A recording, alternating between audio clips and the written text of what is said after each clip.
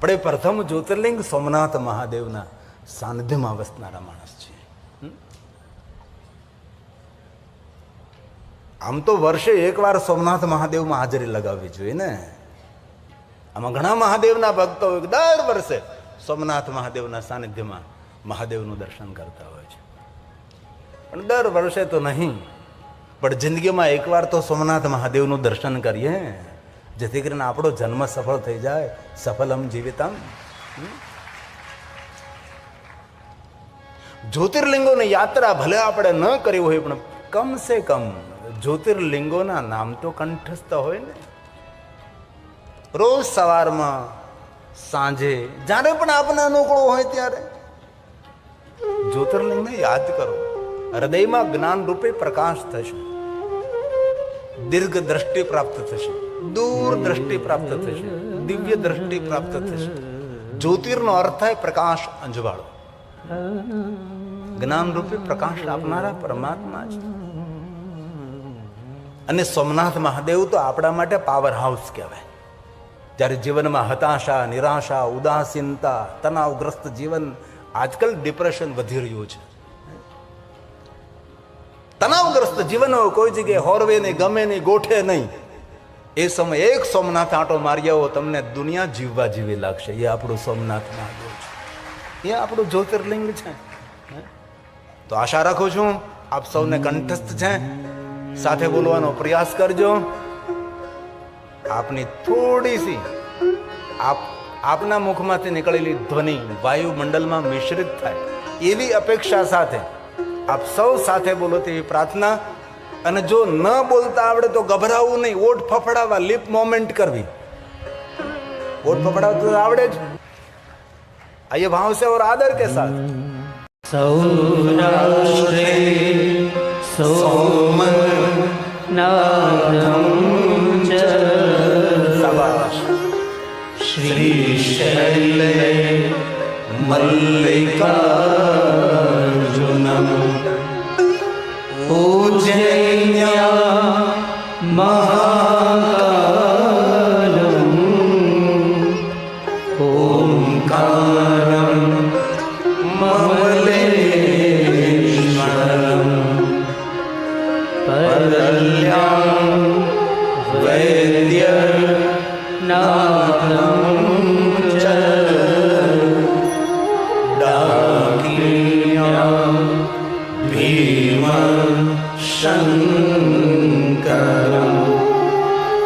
सेतु बन्धेतु रामेशं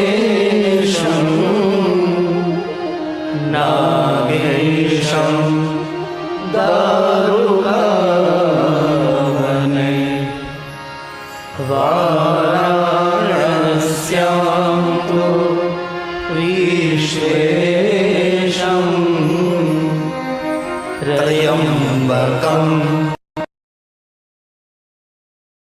तटे हिमालये तु कैलासं घोषणेशं च शिवालये एतानि ज्योतिर्लिङ्गानि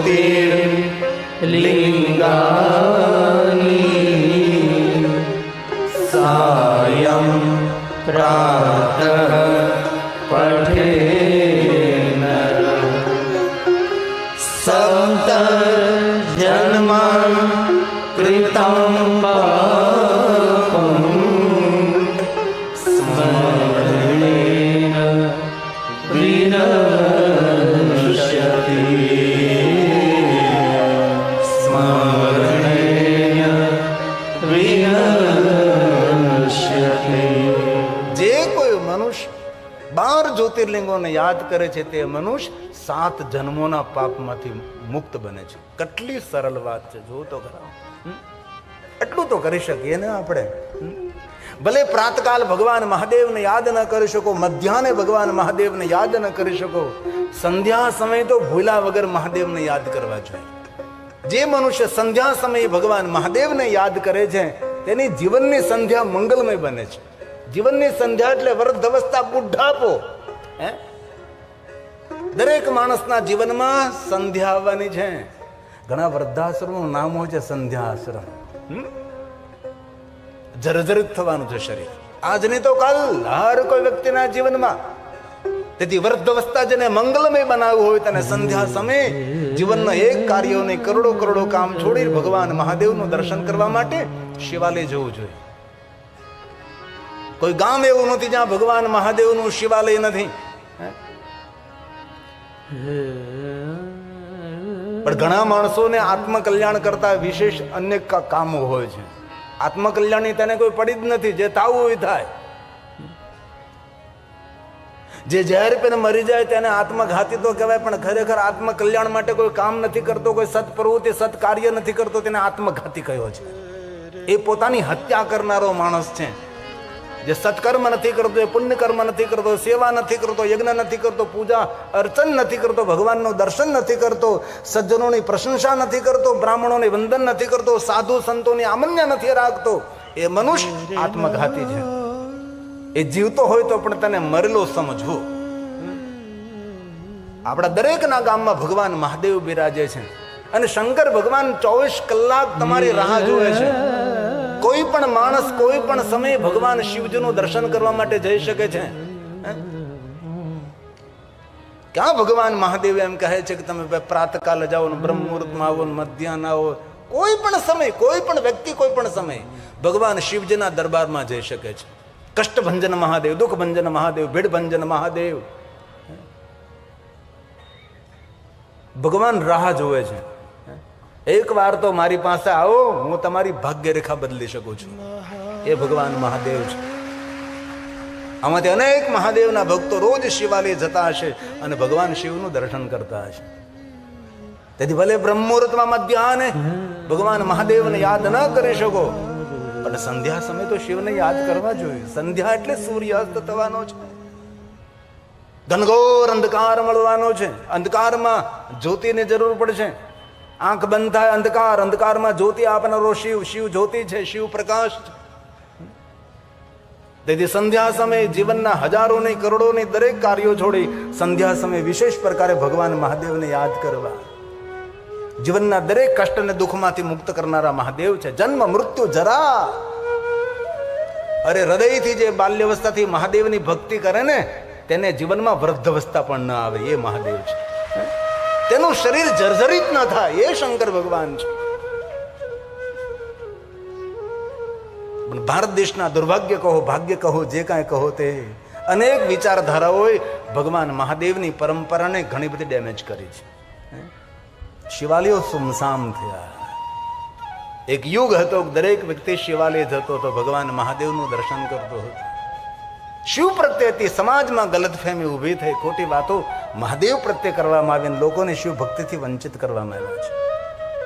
અને કોઈ પણ મનુષ્ય મહાદેવનો ભક્ત હોય અને શિવ ભક્તિથી વંચિત કરો, તેની હત્યા કરવાનું પાપ લાગે છે. જીવની યાત્રા શિવ સુધીની છે.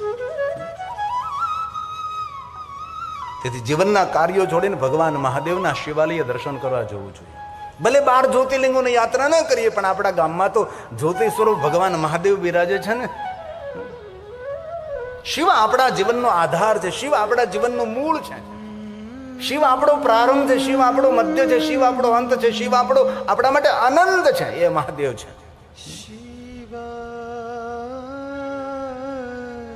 ભગવાન મહાદેવના અનેક જ્યોતિ સ્વરૂપો છે.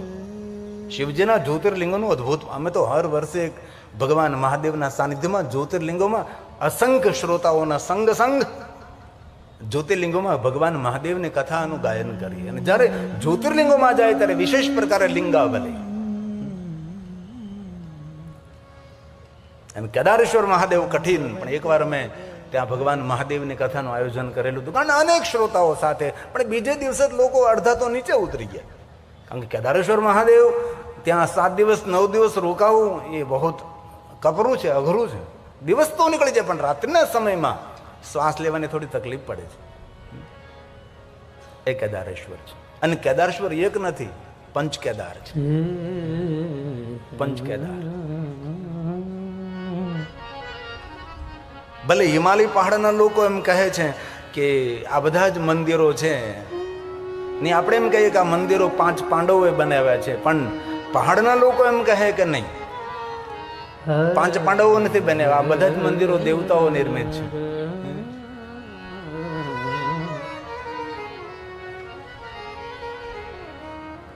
અમે 1 વર્ષ પહેલા કેદારેશ્વર મહાદેવ કથાનું ગાયન કરવાનું હતું, પણ અમારા જજમાન થોડી સ્થિતિ, શારીરિક સ્થિતિ થોડીક યોગ્ય નહીં હતી, તેથી અમે ઉખી મઠમાં કથા કરી.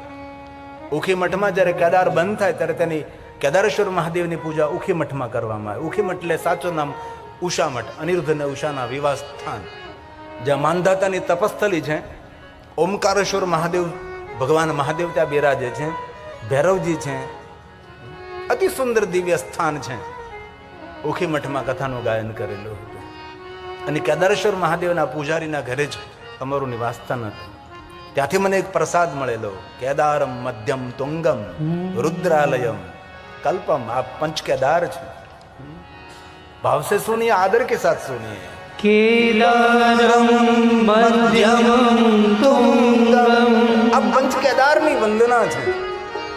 ભગવાન મહાદેવને યાદ કરવાથી આ જીવની કોઈ સંસારમાં ફરિયાદ નહીં રહે. એ મહાદેવ છે. કેદારમ केदारम मध्यम तुंगम तथा रुद्रालयं प्रियं कल्पं च महादेवी सर्व पाप प्रणाशनम् सर्व पाप प्रणाशनम्. ભગવાન શિવ એક એવા દેવ, જીવનના દરેક પાપોમાંથી મહાદેવ મુક્ત કરનાર છે. એ શિવ છે. અરે શિવ મહાપડ ગ્રંથમાં સ્વયં બ્રહ્માજી નારદને કહે છે કે નારદ, ભગવાન શિવજીના એક નામમાં એટલું સામર્થ્ય છે કે એટલા પાપ મનુષ્ય પોતાના જીવનમાં કરી પણ શકતો નથી. એટલા આનંદ પાપોમાંથી મુક્ત કરનારા ભગવાન મહાદેવ છે. તેથી બહુ હૃદયથી પ્રાર્થના કરું છું, હાલતા ચાલતા, બેસતા ઉડતા, ખાતા પીતા, ઊંઘતા જાગતા, ઘરમાં વનમાં શમશાનમાં, પવિત્ર અવસ્થામાં અપવિત્ર અવસ્થામાં શિવનામ તરીમ પ્રાપ્યમ સંસાર બંતરંતિ તે. સંસારમાંથી તારનારું ભગવાન શિવનું નામ છે. શિવનામ કુંઠારણે વિનાશનો જાય તે દ્રોહ. જળમાંથી ઉખેડી ફેંકી દે પાપને. પાપ થયું તો થયું ભાઈ, શું થયું? એમાં કઈ ગભરાવાની થોડી જરૂર છે. થયું તો થયું. હવે નવા નવા પાપ નહીં કરીએ. ભગવાનને સાથે કરાર કરી કે હવે અમે ભૂલ નહીં કરીએ, અત્યાર સુધી જે થઈ તે થઈ, અમને ક્ષમા કરો. તેથી આપણું આપણે મંગલ કરવું હોય, આપણા પરિવારનું આપણે મંગલ કરવું હોય, આ ભાવને પરભાવને સાર્થક કરવું હોય તો ભગવાન મહાદેવનું વિશેષ પ્રકારે ભજન કરો. ભલે કોઈ સંપ્રદાયમાં તમે હો, કોઈ પરંપરામાં હો, દરેક પરંપરા શ્રેષ્ઠ છે, દરેક સંપ્રદાય શ્રેષ્ઠ છે, દરેક સંપ્રદાયના આચાર્યો પણ પ્રણમ્ય છે, વંદનીય છે, તેનો વિરોધ નથી. પણ આપણો આપણે મંગલ કરવું હોય તો મહાદેવને છોડવા નહીં. ને એક વાત કહું, દુનિયાનો મોટામાં મોટો કોઈ સત્કર્મ અને પુણ્યકર્મ હોય ને, સંસારમાં કોઈ ભટકતો મનુષ્ય હોય ને, એને મહાદેવની ભક્તિનું દાન કરો ને, એનાથી મોટું કોઈ પુણ્ય પણ નથી. અનેક એવા જીવાત્માઓ સંસારમાં ભટકતા હોય છે. ભટકતો હોય, લટકતો હોય, અતૃપ્ત આત્મા હોય, દુઃખી થયેલો હોય, તેને ભગવાન મહાદેવ સુધી પહોંચાડો. ભલે આપણે આવી મોટી મોટી કથાઓનું આયોજન ન કરી શકીએ, તો આવા પુણ્યવાન જે હોય, જનકસિંહ સાહેબ જેવા, જેની તપસ્યા હોય, એ ભવ્ય ભવ્ય દિવ્ય દિવ્ય કથાના આયોજનો કરી શકે. આપણે એ બધું ન કરીશું, પણ કમસે કમ આપણા ગામમાંથી આપણે આવતા હોય, 2 જણાને સાથે લેતા આવીએ ને, તો પણ આપણને કથાનું આયોજન કરવાનું પુણ્ય મળી જાય છે. એ ભગવાનની કથાનો મહિમા છે. કથા શ્રવણ માત્રતઃ શિવલોકમ પ્રજય નર. ભગવાનની કથા સાંભળવાથી મહાદેવના લોકની પ્રાપ્તિ થાય છે. એ ભગવાનની કથા છે. પંચ કેદારનો અદ્ભુત મહિમા છે. ગજે કર્ણ गजे कर्णकल्पं ताण्डवरुद्रनाथं हे महादेव, हे महादेव, हे महादेव. मदन शमन कर्णं मदने મદ મહેશ્વર, મધ્ય મહેશ્વર. આ પંચ કેદાર બહુ કઠિન છે. આમાંથી કોઈ ભાગ્યે જ માણસ હશે જેમને પંચ કેદારની યાત્રા કરી છે. હિમાલય પહાડ પર પંચ કેદાર છે. અદ્ભુત અને અલૌકિક જેનો મહિમા છે. નરકપતિ નામા તારણે તુંગનાથમ. આ ધરતી ઉપરનો ઊંચામાં ઊંચો કોઈ શિવાલય હોય તો તુંગનાથ મહાદેવ છે.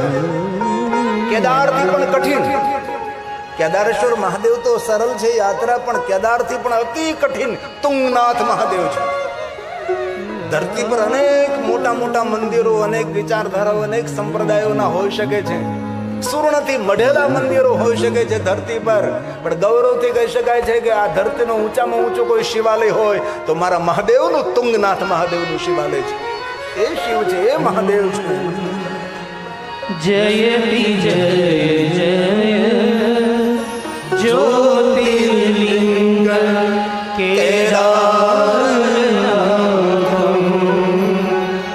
જયતિ જય જય જ્યોતિર્લિંગ કેદારનાથમ.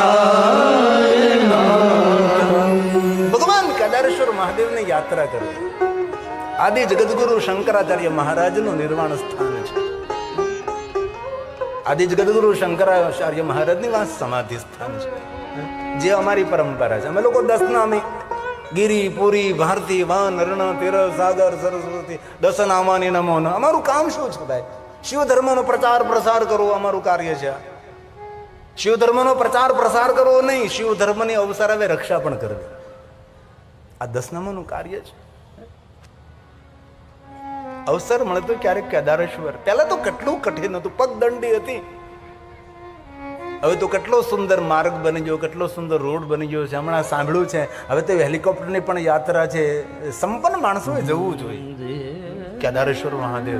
હવે તો સાંભળ્યું છે કે સરકારશ્રીએ પરમિશન આપી છે, રોપવેની પણ વ્યવસ્થા થવાની છે. રોપવે એટલે ઉડન ખટોલા. આટલી સરળ યાત્રા બની જશે. અને બધા તીર્થોનું કાંઈ નું કાંઈ સુંદર ડેવલપિંગ થવા લાગ્યું છે. 2009માં જ્યારે કાશી વિશ્વનાથ મહાદેવ કથા કરવા ગયો હતો, અમારું કાશી વિશ્વનાથ 40 ફૂટમાં હતું. અત્યારે વર્તમાનમાં 400 ફૂટમાં કાશી વિશ્વનાથ મહાદેવ છે. આટલી દિવ્યતા, આટલી ભવ્યતા છે. તીર્થોમાં કઈ હલન ચલન થઈ રહ્યું છે, તીર્થોમાં કઈ નવનીકરણ થઈ રહ્યું છે. આપણા માટે ઉત્સાહ અને ગૌરવની વાત છે. કાંઈ સારું થઈ રહ્યું છે. કેદારલિંગમ ચૌદારલિંગમ કેદારલિંગમ ચૌદારલિંગમ. એ કેદારેશ્વર મહાદેવ શ્રી શૂલપાણી ભવદુઃખભાજમ. ભવના દુઃખમાંથી મુક્ત કરનારા ભગવાન કેદારેશ્વર મહાદેવ છે. કેદાર પીઠે શુર પૂજિતાત્મા. દેવતાઓથી પૂજિત ભગવાન કેદારેશ્વર મહાદેવ. કેદારનાથમ મનઃ સ્મરામિ. કેદારનાથમ હૃદય સ્મરામિ. એ ભગવાન કેદારનાથ છે. અવસર મળે તો શરીર તમારું સશક્ત હોય, શરીર બરોબર ચાલતું હોય તો વહેલી તકે કેદારેશ્વર મહાદેવની યાત્રા કરી લે. પછી સૂરજ ઢળે ને પછી કાંઈ ન થાય. આપણી પાસે સંપૂર્ણ શરીર તંદુરસ્ત છે, સશક્ત છીએ આપણે. આવા કઠિન યાત્રાઓ કરી લેવી જોઈએ. બાકી એકવાર શરીર જર્જરિત થાય પછી કાંઈ થતું નથી. આપણો પલંગ હોય ને, ત્યાંથી ઘરનો દરવાજો 1 યોજન દૂર લાગે અને બુઢાપો કહેવાય અને વૃદ્ધાવસ્થા કહેવાય છે. સુવાનો પલંગ હોય ત્યાંથી આપણો ઘરનો દરવાજો 1 યોજન દૂર લાગે અને વૃદ્ધાવસ્થા કહેવાય. અને દરેકના જીવનમાં એ અવસર આવે છે. પણ એટલું યાદ રાખજો, જે બાલ્યાવસ્થાથી મહાદેવની ભક્તિ કરે છે એના જીવનમાં કોઈ વૃદ્ધાવસ્થા ન આવે. અંત સુધી એ થનક થનગમતો રહે, આહલાદિત આનંદિત રહે. ચિદાનંદ રૂપમ શિવોહમ શિવોહમ. એ શિવ છે, એ મહાદેવ.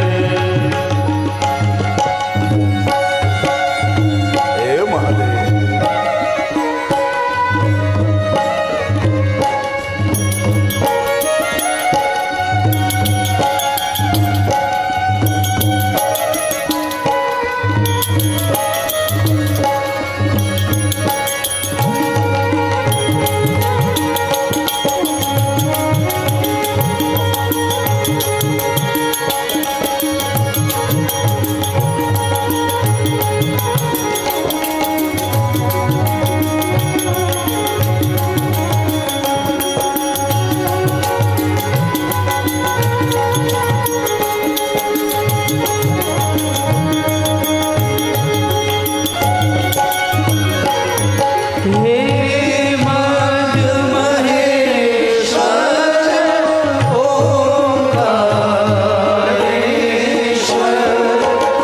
હે મધ મહેશ્વર ઓંકારેશ્વર, જય કાલ ભૈરવ, જય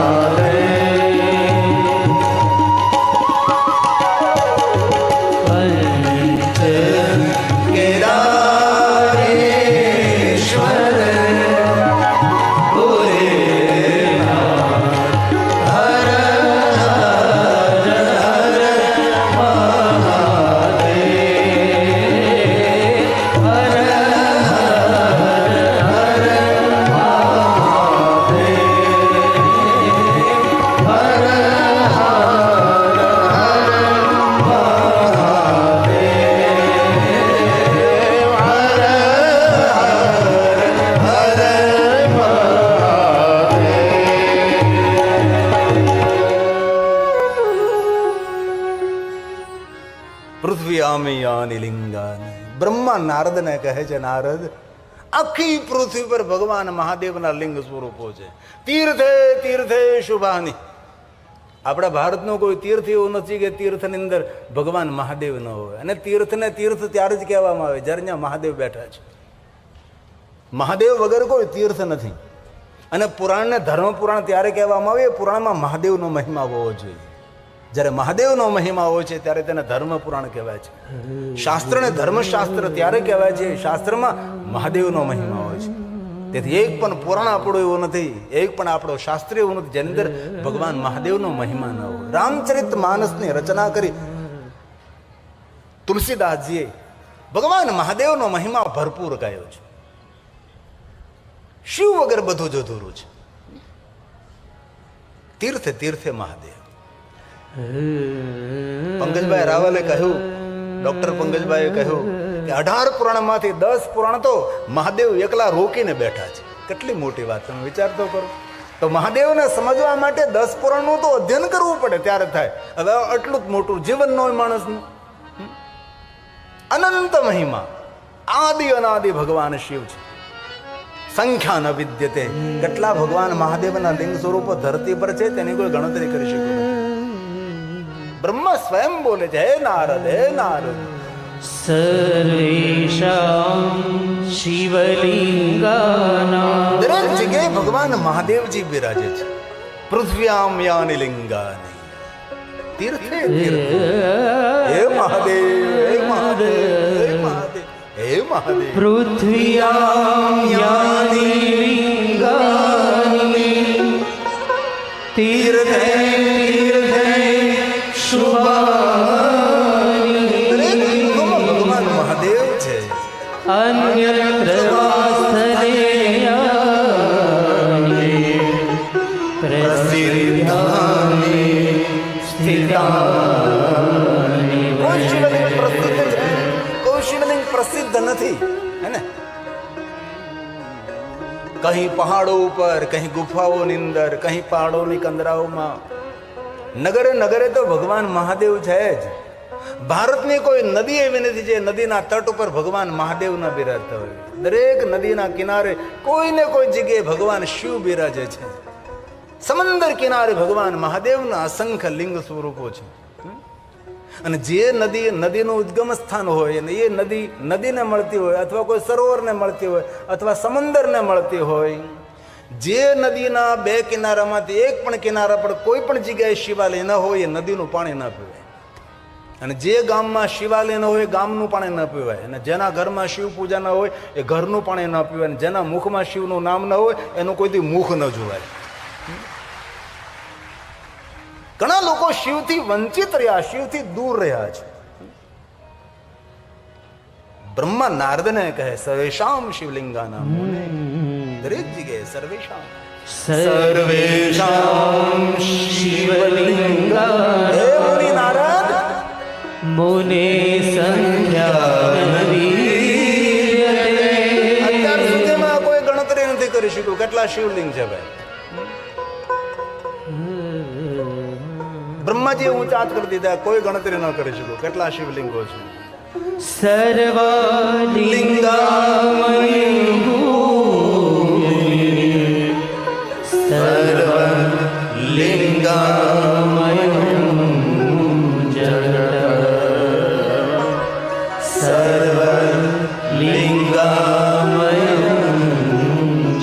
આખું જગત ભગવાન મહાદેવનું લિંગ સ્વરૂપ. જેટલા શિવલિંગ ધરતી પર છે એટલા શિવલિંગ પાતાળમાં છે, એટલા સ્વર્ગમાં છે. એવા માણસો પર દયા આવે જે શિવથી તે દૂર છે, શિવ પૂજાથી જે વંચિત છે, એ દયાને પાત્ર છે.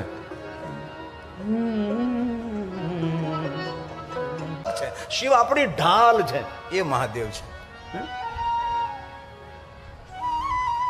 તેથી આપ સૌને વધારે તો ન કહું, પણ તમારા ગામમાં મહાદેવ તમારી રાહ જોવે છે. એકવાર તો મારી પાસે આવ, એકવાર તો મને મોઢું દેખાડી જાય ભાઈ.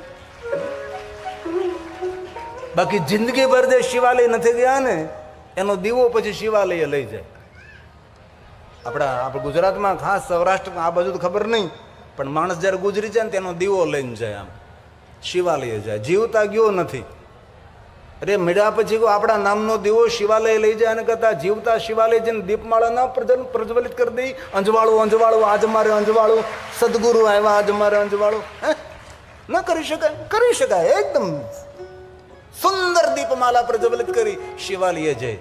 અને મને અનુભવ છે ત્યાં સુધી જે જીવતા શિવાલય નથી ગયા ને મેરા પછી તેના દીવા શિવાલય નથી પોગતા, રસ્તામાં ઓલાઈ જાય છે. પછી ઘેરો વળે, એલા ઘેરો વળો હળગાવ હળગાવ હળગાવ હળગાવે એમ ક્યાં પ્રજ્વલિત કરે એમ દીવાને હળગાવે. તેથી મર્યા પછી શું થાય ખબર નથી, પણ જીવતા કાંઈક કરી લઈએ કે આ દુનિયા આપણને યાદ કરે, દુનિયા આપણા નામનું ગૌરવ કરે. કાંઈક તો આ જગતની અંદર ભલે કાંઈ લાવ્યા નથી, કાંઈ લઈ જવાના નથી, એ સાચી વાત છે, પણ કાંઈક દઈને તો જાય આ દુનિયાને. કેટલા કેટલા આવિષ્કાર આપણા જેવા માણસોએ કર્યા, તમે જુઓ તો કરો. આપણા જેવા જ માણસો ને, અને ગપ્પા મારી મારીને દિવસો નથી વિતાવ્યા. વ્યર્થ વાતો કરી કરીને, વ્યર્થ વિચારો કરી કરીને, મિટિંગો કરી કરીને, સભા. હું પણ યાર જીવનનું મૂલ્ય તો સમજો તમે. આ દુનિયાને બધું અપાય, જીવનનો મૂલ્યવાન સમય કોઈને ન અપાય. કેટલા કેટલા આવિષ્કારો આપણને આ બધું મળ્યું છે, આપણા જેવા માણસોએ સંશોધન કર્યું છે. આ કોરોના કાળમાંથી એટલી મોટી રક્ષા થઈ એ કોને કરી છે? સારા ડોક્ટરોએ આપણે રક્ષા કરી છે, એમને સંશોધન કર્યું. દિવસ રાત્રિ પ્રયોગ કરતા રહ્યા અને વેક્સિનની શોધ કરીને આપણા સૌની રક્ષા થઈ. તેથી વાસ્તવિક જીવનને સ્વીકારો, વાસ્તવિક વાતને સ્વીકારવાનો પ્રયાસ કરો. કાલ્પનિક દુનિયામાં આપણે જીવવાની જરૂર નથી.